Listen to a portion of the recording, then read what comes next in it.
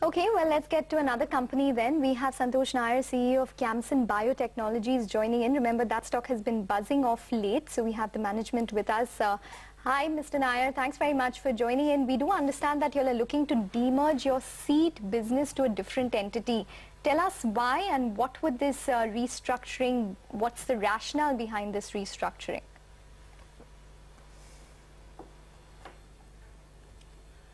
See, we've announced this particular restructure some time back, and if you see now, we're just going through the approval process.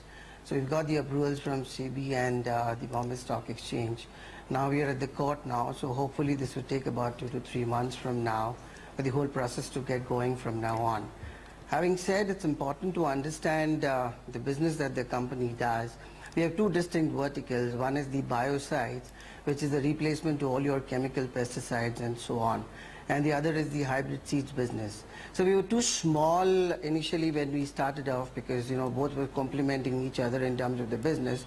But now that both the businesses are growing at a rapid pace, so we thought it's time that we unlock value both for the shareholders and also to bring in more focus in terms of driving these two businesses differently, as it has got two different regulations which govern the business per se. So that was the whole objective in terms of getting to this decision in terms of demerging both the businesses.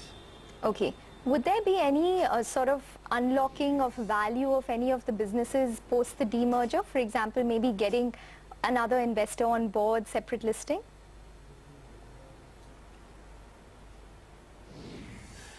See, as of now, we haven't really thought about it, but yes, over a period of time, we would love to have some strategic, some technological partner that could come in the seeds business. So that's the objective.